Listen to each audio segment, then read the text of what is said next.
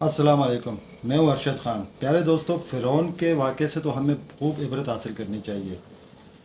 فرعون کو اللہ تعالیٰ نے آخرت اور دنیا اور آخرت دونوں کے لیے ایک عبرت کا نشان بنا کے چھوڑا ہے۔ ایسے واقعات سے ہمیں سبق سیکھنا چاہیے، عبرت حاصل کرنی چاہیے، کیونکہ ہم مسلمان ہیں۔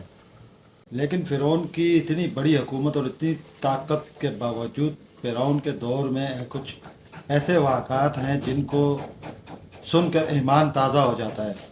ان میں سے ایک واقعہ حضرت آسیہ کا ہے۔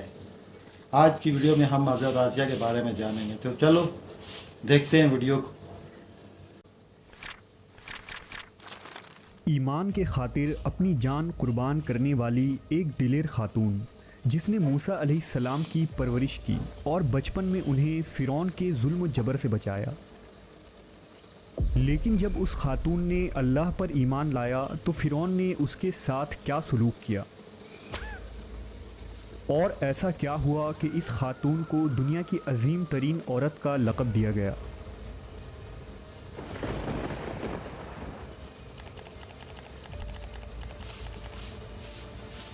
آسیہ فرعون مصر کا ایک ظالم و جابر بادشاہ تھا۔ اس نے مصر میں آباد قوم بنی اسرائیل کو غلام فرعون بنا ایک رکھا نہیں تھا، بہت اور سارے ان کو فرعون تھے۔ ظلم کے پہاڑ توڑتا تھا۔ ان میں سے ایک یہ فرعون ہے۔ فرعون نہایت ہی مغرور بادشاہ تھا اور خود کو لوگوں کا خدا اور رازق کہلواتا تھا، لیکن کسی میں بھی اتنی جرت نہ تھی کہ فرعون کی مخالفت کر سکے۔ لہٰذا اللہ نے فرعون کے خاتمے کا ارادہ کیا تو بنی اسرائیل میں حضرت موسیٰ علیہ السلام کی پیدائش ہوئی۔ جب موسیٰ علیہ السلام کی پیدائش ہوئی تو ان دنوں فرعون نے اپنے سپاہیوں کو یہ حکم دے رکھا تھا کہ بنی اسرائیل میں جو لڑکا بھی پیدا ہو اسے قتل کر دیا جائے۔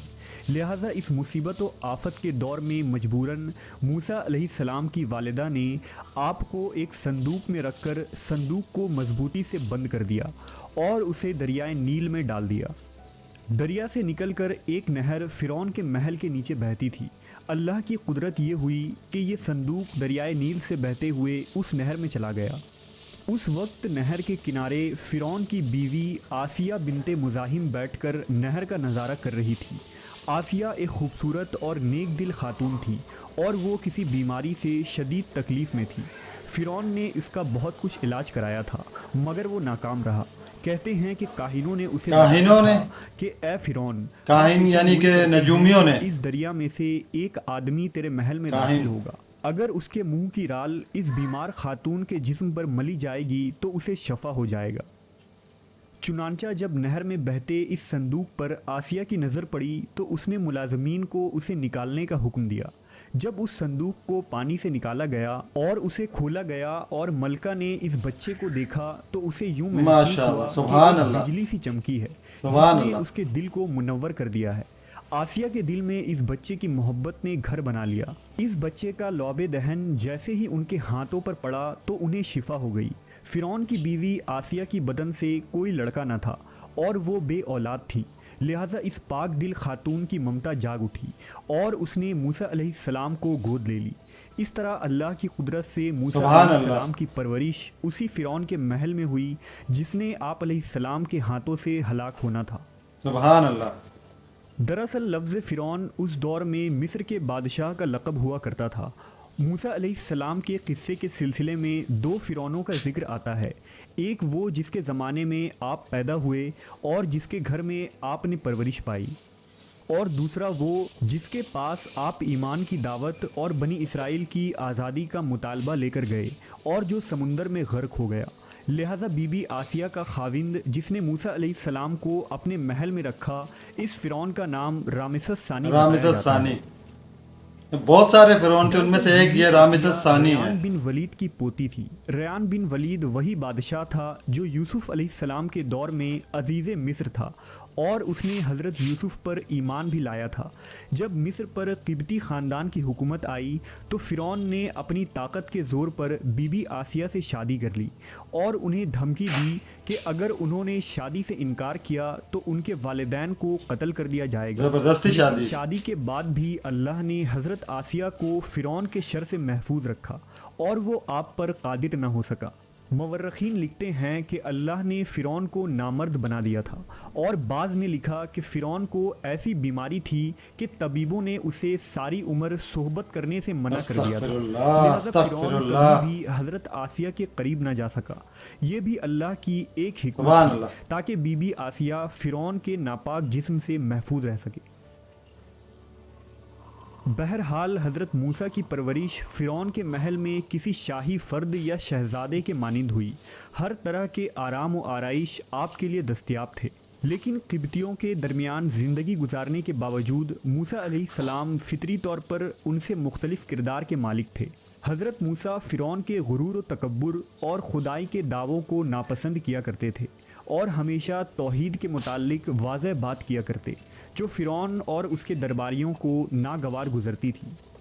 بہت جلد وہ وقت بھی آ گیا جب اللہ نے حضرت موسیٰ علیہ السلام کو نبوت عطا کی اور آپ فرعون کے دربار میں اسلام کی دعوت لے کر تشریف لائے۔ اس وقت فرعون کے مطالبے پر جادوگروں اور موسیٰ علیہ السلام کے درمیان سحر کا مقابلہ ہوا، جس میں حضرت موسیٰ کی عصا حقیقی سانپ میں تبدیل ہو گئی اور جادوگروں پر حق واضح ہو گیا کہ یہ اللہ کے سچے رسول ہیں۔ جادوگروں سے مقابلہ ہوا تھا حضرت بھیجا گیا ہے، موسیٰ علیہ جبکہ السلام کو۔ فرعون اپنے انا اور غرور پر قائم رہا اور موسیٰ علیہ السلام کے دعوت کا انکار کر دیا۔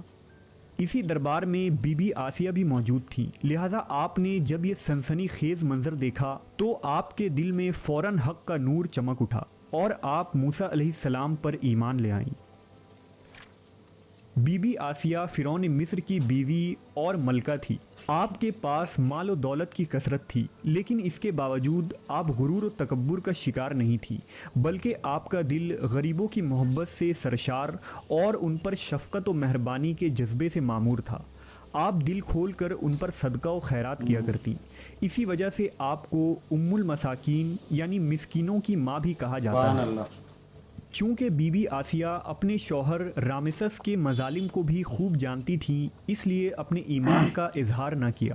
آپ چھپ چھپا کر ایک اللہ کی عبادت کیا کرتی اور اللہ سے یہ دعا کرتی کہ اے اللہ، مجھے فرعون اور اس کے عمل سے نجات دے، میں اس کے کفریہ حرکتوں سے بیزار ہوں۔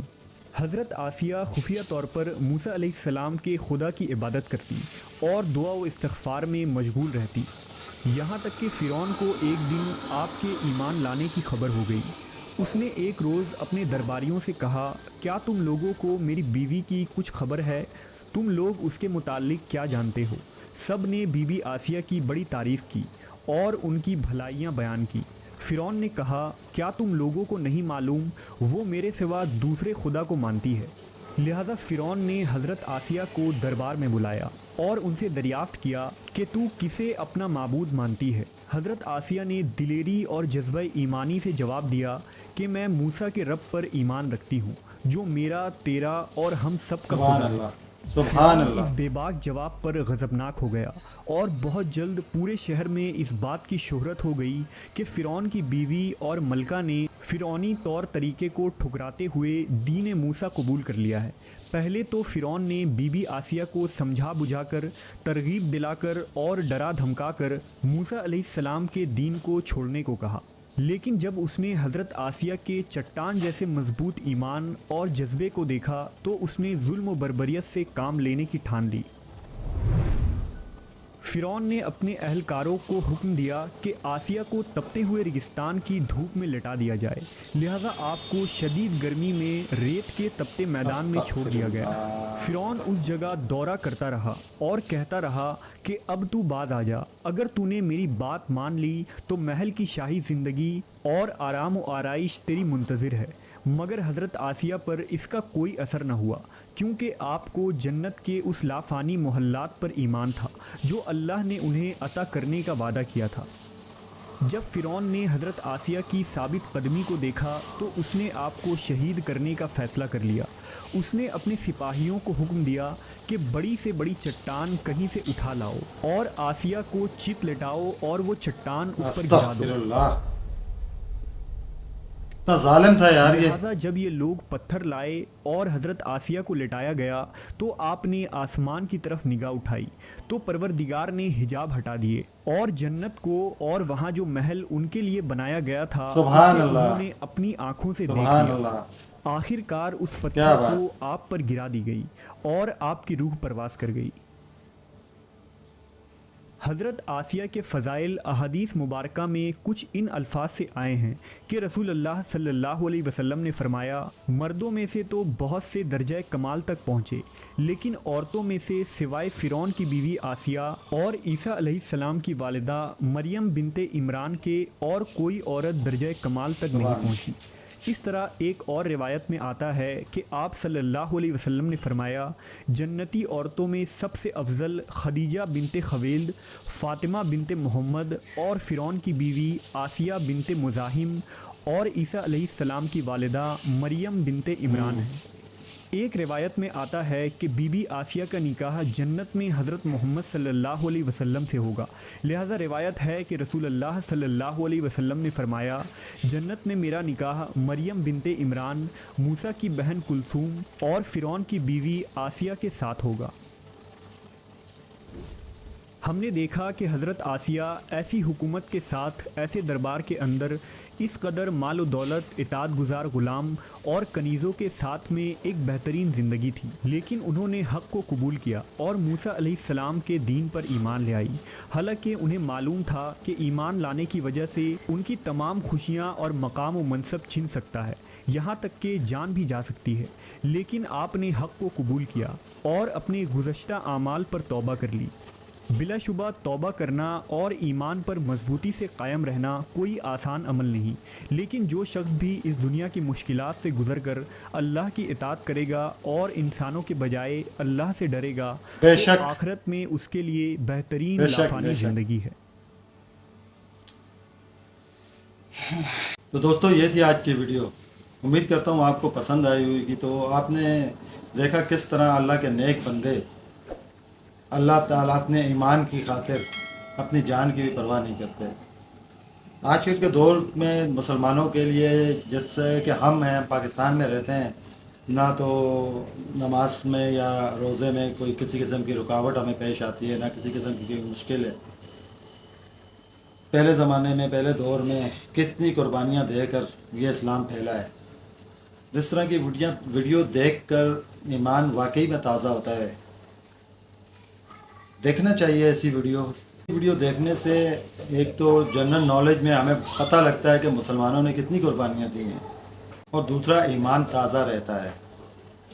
तो मुझे तो ये वीडियो देखकर बहुत अच्छा लगा। आप कैसा लगा कमेंट में ज़रूर बताइएगा। अगर वीडियो पसंद आए तो मेरे चैनल को सब्सक्राइब और मेरी वीडियो को लाइक और शेयर ज़रूर कीजिएगा। शुक्रिया। अल्लाह हाफिज़।